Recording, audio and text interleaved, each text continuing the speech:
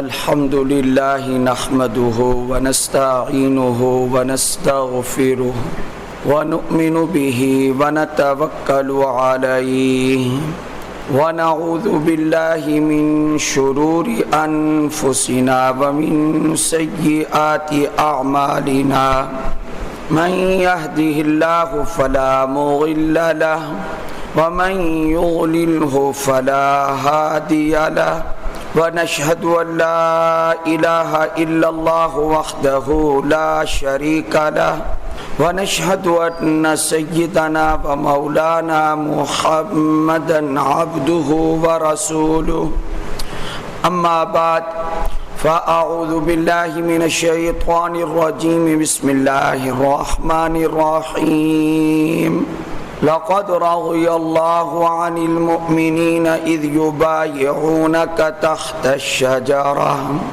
قال النبي صلى الله عليه وسلم ما ضر عثمان ما عمل بعد اليوم أو كما قال صدق الله العظيم وصدق رسوله النبي الكريم اللهم صل على محمد وعلى آل محمد كما صليت على إبراهيم وعلى آل إبراهيم إنك حميد مجيد اللهم بارك على محمد وعلى آل محمد كما باركت على إبراهيم وعلى آل إبراهيم إنك حميد مجيد.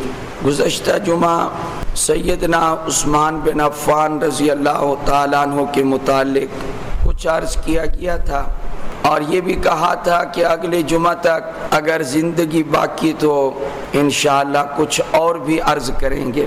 اللہ تعالیٰ نے حضرت عثمان غنی رضی اللہ تعالیٰ عنہ کو بڑی خصوصیات اور بڑے کمالات سے نوازا تھا. آپ کی ایک صفت حیا ہے اور یہ حیا والی صفت اتنی زیادہ تھی حضرت عثمان رضی اللہ تعالیٰ عنہ میں کہ جس کی شہادت خود اللہ کے نبی نے دی ہے. اللہ کے پیغمبر نے فرمایا اصدقہم حیاء عثمان، میری امت میں سب سے زیادہ سچے حیا والا عثمان ہے. یہ دور جس میں ہم چل رہے ہیں اس میں اس چیز کی بڑی کمی ہے، حیا ختم ہے. حیا کی علماء نے بہت ساری قسمیں لکھی ہیں، ان میں ایک قسم یہ بھی ہے کہ بندہ اللہ سے حیا کرے، اللہ کو یہ سمجھے کہ اللہ میرا خالق اور مالک ہے، وہ ہر وقت مجھے دیکھ رہا ہے، تو گناہ کرنے کا جی بھی چاہ رہا ہو تو گناہ کو اس وجہ سے چھوڑ دے کہ مجھے اللہ سے حیا آتی ہے، مجھے اللہ سے شرم آتی ہے. اور بھی قسمیں ہیں، مثلا کسی بڑے سے حیا کرنا، شرم کرنا. ایک واقعہ جو بخاری میں، مسلم میں، نبی کریم صلی اللہ علیہ وآلہ وسلم اپنے گھر میں موجود ہیں لیکن آپ علیہ السلام لیٹے ہوئے ہیں. آپ کی پنڈلی مبارک ہے، وہ نمایاں ہے. اب پنڈلی سے کپڑے کا ہٹ جانا کوئی بڑی بات نہیں ہے، مرد پنڈلی کھولے کوئی اس میں قباحت نہیں ہے. دروازے پر دستک ہوئی، کون؟ تو بتایا گیا کہ ابو بکر رضی اللہ تعالیٰ اندر آنے کی اجازت چاہتے ہیں. اتفاق سے یہ وہ جگہ تھی جہاں یہ واقعہ پیش آ رہا ہے، جہاں آج ہمارے نبی کا روضہ ہے صلی اللہ علیہ وآلہ وسلم. درود شریف آپ کا نام نامی آئے تو صلی اللہ علیہ وآلہ وسلم پڑھ دیا کریں تاکہ کل قیامت کے دن حضور نہ کہیں میرا امتی ہے تو بخیل ہے. البخیل من ذکرت عنده فلم یصلی علیہ، وہ بخیل ہے جس کے سامنے میرا نام نامی آئے اور وہ میرے اوپر درود پاک نہ پڑھے صلی اللہ علیہ وآلہ وسلم. یہ حجرہ عائشہ تھا، ام المومنین کا گھر تھا رضی اللہ تعالیٰ عنہ. آپ علیہ السلام وہیں تشریف فرما تھے. صدیق اکبر رضی اللہ تعالیٰ عنہ نے اجازت مانگی، آپ نے فرمایا اجازت. حضرت اندر داخل ہوئے، آپ علیہ السلام جیسے تھے ویسے کے ویسے آپ بیٹھے رہے اور آپ صلی اللہ علیہ وسلم کی پنڈلی مبارک جیسے برہنہ تھی ویسے کے ویسی برہنہ. آپ صلی اللہ علیہ وآلہ وسلم نے ان کے لیے ذرا برابر بھی تکلف نہیں کیا. تھوڑی دیر کے بعد پھر دستک ہوئی، کون؟ عمر. حضرت عمر رضی اللہ تعالیٰ عنہ اندر آنے کی اجازت چاہتے ہیں. آپ صلی اللہ علیہ وسلم نے فرمایا اجازت ہے. اب جیسے پنڈلی برہنہ تھی ویسے کی ویسی برہنہ رہی، آپ نے ان کے لیے بھی کوئی تکلف نہیں کیا۔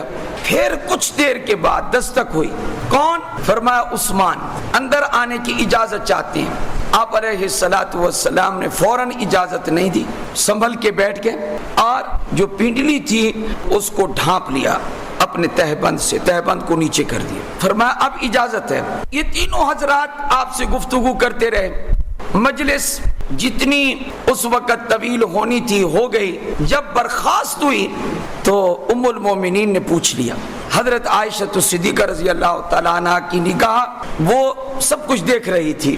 فرمایا کہ میرے والد آئے، آپ نے تکلف نہیں فرمایا، حضرت عمر آئے، آپ نے تکلف نہیں فرمایا، آخر کیا وجہ ہے کہ عثمان آئے اور آپ نے اپنی پنڈلی کو ڈھانپا اور پھر ان کو اجازت دی؟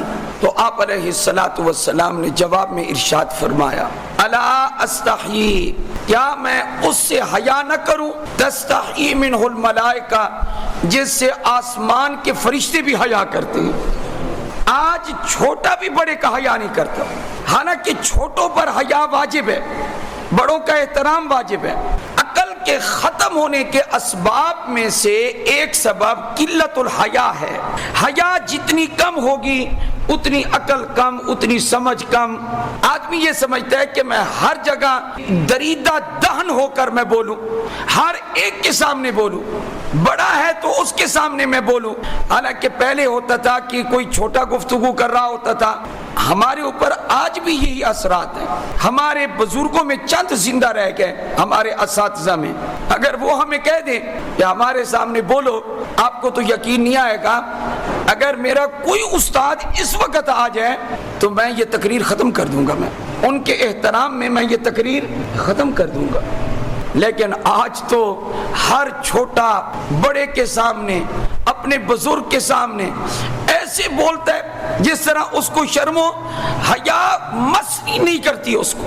پہلے ہوتا تھا کہ نوجوان بھی ابا نے کہا ہے فوراً مان لیتے تھے، دادا نے کہا ہے فوراً مان لیتے تھے، نانا نے کہا ہے فوراً مان لیتے تھے، اماں نے کہا ہے فوراً مان لیتے تھے۔ لیکن آج کون سی چیز ختم ہو گئی؟ حیا۔ آج اولاد اپنے رشتے ناطے خود طے کر رہی ہے اور بڑے بزرگوں کی برکات کو حاصل نہیں کر رہی۔ اس کی وجہ حیا ختم ہے۔ سیدنا عثمان بن عفان رضی اللہ تعالیٰ عنہ، اللہ اکبر کبیرہ، اتنے حیا والے تھے جن سے فرشتے بھی حیا کرتے تھے۔ اللہ کے نبی نے فرمایا صلی اللہ علیہ وآلہ وسلم، آپ کی ایک صفت اور نمایاں ہے، وہ کون سی؟ وہ ہے جود و سخا۔ حضرت عثمان بڑے سخی تھے، اتنے سخی تھے، دو صحابہ، ویسے تو صحابہ میں یہ عام صفت تھی، لیکن دو صحابہ آج بھی عرب میں ضرب المثل ہیں۔ جب بھی کسی کی سخاوت بیان کرنی ہوتی ہے تو کہتے ہیں یہ دیکھ لو آج کا یہ فلانے ہیں۔ دو صحابہ کون کون سے؟ حضرت عبد الرحمن بن عوف رضی اللہ تعالیٰ عنہ اور حضرت عثمان غنی رضی اللہ تعالیٰ عنہ۔ ان میں سخاوت اتنی زیادہ تھی جس کی کوئی حد نہیں ہے۔ عرب کے اندر جو آج بھی سخاوت ہے تو جو ان سخیوں میں بڑا سخی ہوتا ہے اس کو کہتے ہیں کیا؟ یہ آج کے دور کا عبد الرحمن ہے، یہ آج کے دور کا عثمان ہے۔ یہ سخاوت اللہ نے حضرت عثمان غنی رضی اللہ تعالی عنہ میں ایسی رکھی تھی جیسی دنیا میں اس کی مثال نہیں ملتی۔ ایک واقعہ جو صحیح حدیث میں موجود ہے، آپ علیہ الصلوۃ والسلام سنتے ہیں کہ قیصر روم مدینہ پر حملہ کرنا چاہتا ہے، اس کا ارادہ ناپاک ہے، تو آپ علیہ الصلوۃ والسلام نے جہاد کی تیاری فرمائی۔ آپ کو پتہ چلا کہ وہ تبوک میں آ کر پڑاؤ ڈالے ہوئے ہے اور اپنی فوج کو وہاں لایا ہوا ہے، تو آپ علیہ الصلوۃ والسلام نے فرمایا مدینہ تو مدینہ ہے، ہم وہیں جا کر اس کا مقابلہ کریں گے۔ کس کا؟ قیصر روم کا، وہیں جا کر اس سے لڑیں گے۔ اب مدینہ طیبہ سے تبوک کا بڑا فاصلہ ہے، تیز رفتار بس چلے 8 گھنٹے لگاتی ہے، تو اونٹوں پر سفر کرنے والے، پھر گرمی کا زمانہ اور پھر باغات پکے ہوئے ہیں۔ مدینہ منورہ میں صحابہ کے ساری سال کی روزی کا دار و مدار ان باغات پر ہے۔ اللہ کے نبی صلی اللہ علیہ وآلہ وسلم نے فرمایا تبوک کے لیے جانا ہے اور اس مہم کے لیے ہمیں چندہ بھی درکار ہے. تو یہ وہ جہاد ہے جس کی تیاری آپ صلی اللہ علیہ وآلہ وسلم فرما رہے ہیں. بڑھ چڑھ کر صحابہ نے چندہ دیا. اسی جہاد کا وہ واقعہ ہے.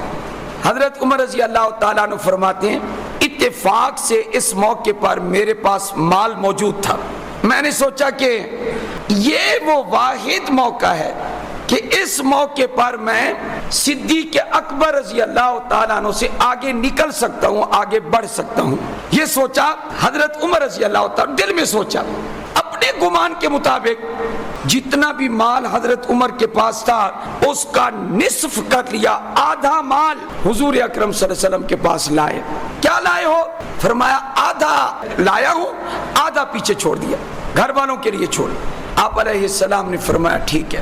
حضرت صدیق اکبر آئے رضی اللہ تعالیٰ عنہ. آپ نے فرمایا صدیق کیا لائے ہو؟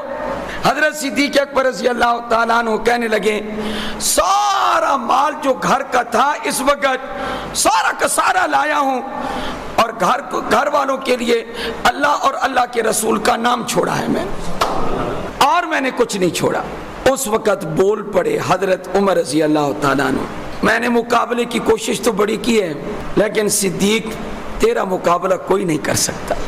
صدیق کا مقابلہ یہ غزوہ تبوک ہے. اس موقع پر حضرت عثمان غنی کی سخاوت دیکھیں رضی اللہ تعالیٰ عنہ کی.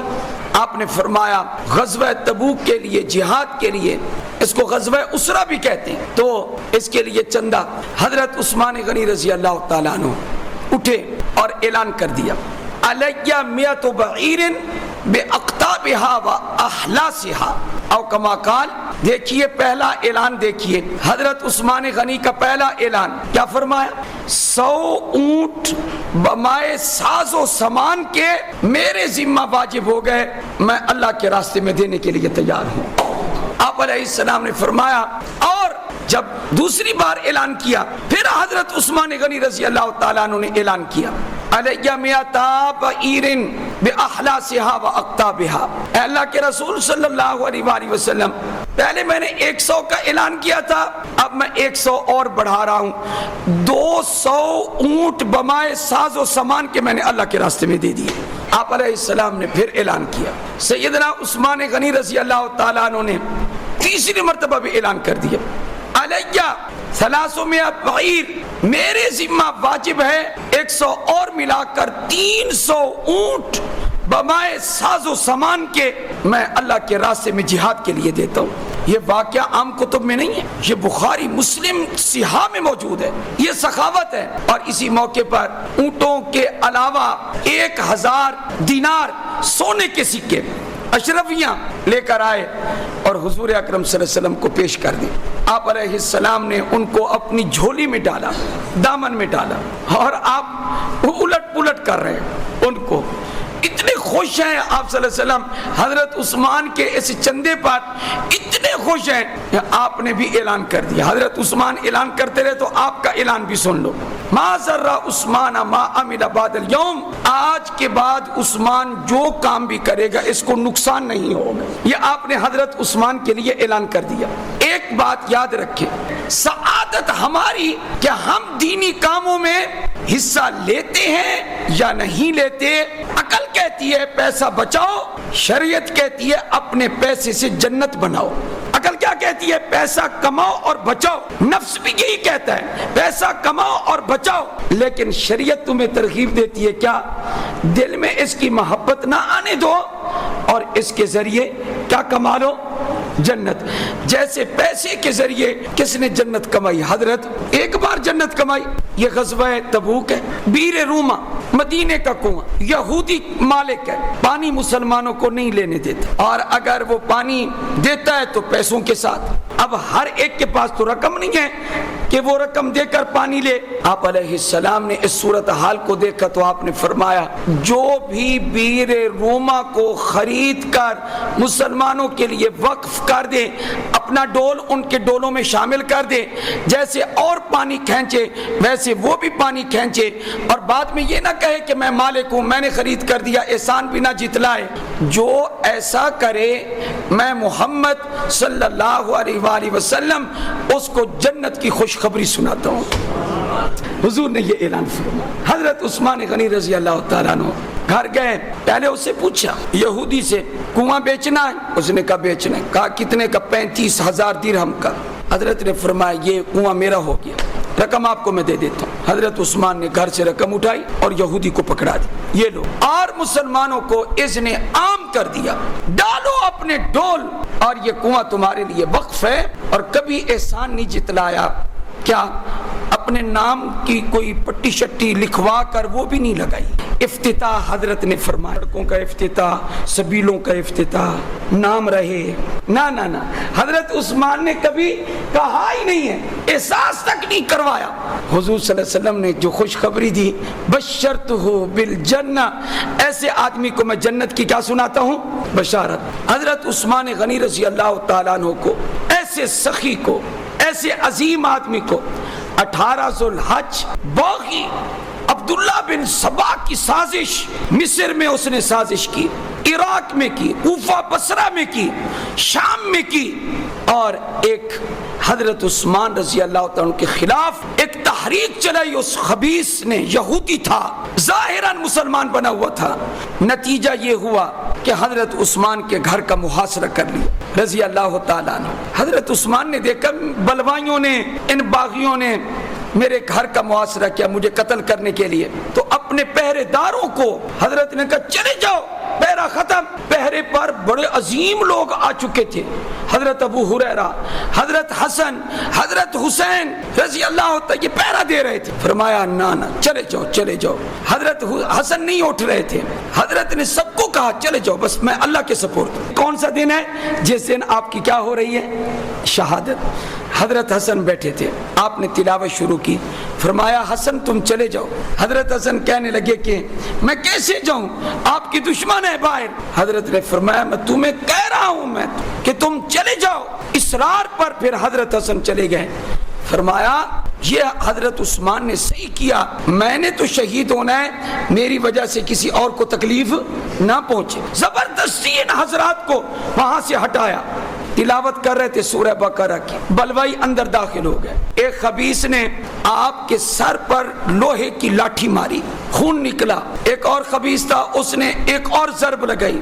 ایک الموت الاسود نامی شخص تھا، اس نے آپ کا گلا پکڑ کے گھونٹا اور آپ تکلیف دی اور تلوار کے ساتھ ضرب لگائی۔ آپ کی بیوی وہ زنانہ خانے میں تھی، بیٹیاں تھیں، بچانے کے لیے آئیں تو تلوار کے وار کو اپنے ہاتھ پہ روکنے کے لیے حضرت نائلہ رضی اللہ تعالیٰ عنہ نے، آپ کی بیوی نے ایسے ہاتھ کیا، دھار کو پکڑنے کی کوشش کی، انگلیاں کٹ گئیں، حضرت نائلہ کی انگلیاں کٹ گئیں۔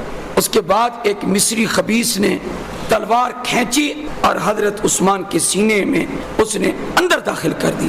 اس کے بعد چونکہ زخم بہت پہنچ چکے تھے، حضرت عثمان غنی رضی اللہ تعالیٰ عنہ شہید ہو گئے، اور آپ کا جو خون ہے وہ پہلے پارے میں فَسَيَكْفِيكَهُمُ اللَّهُ والی آیت پر جا کے لگا، اور یہ حصہ سارا خون سے رنگین ہو گیا، اور اس کا ترجمہ یہ ہے اللہ آپ کے لیے کافی ہو جائے گا دشمنوں سے۔ چنانچہ ایسا ہی ہوا، ایک ایک دشمن آپ کا ذلیل ہوا۔ اہم بات عرض کر کے ختم کروں، حضرت عثمان رضی اللہ تعالیٰ عنہ اس دن روزے کے ساتھ تھے، اور اس سے ایک رات پہلے آپ علیہ السلام نے خواب میں فرمایا اے عثمان تم نے روزہ ہمارے ساتھ افطار کرنا ہے۔ تو شہادت والے دن آپ روزے کے ساتھ تھے، سورج غروب ہونے میں تھوڑا سا وقت باقی تھا کہ آپ شہید ہو گئے۔ تو یہ بات بالکل سچ نکلی کیا، اے عثمان تم نے روزہ ہمارے ہاں افطار کرنا ہے۔ یہ ہے سیدنا عثمان بن عفان۔ اللہ تعالی ہمیں سیدنا عثمان کی پیروی کی توفیق عطا فرمائے۔ وآخر دعوانا ان الحمدللہ رب العالمین۔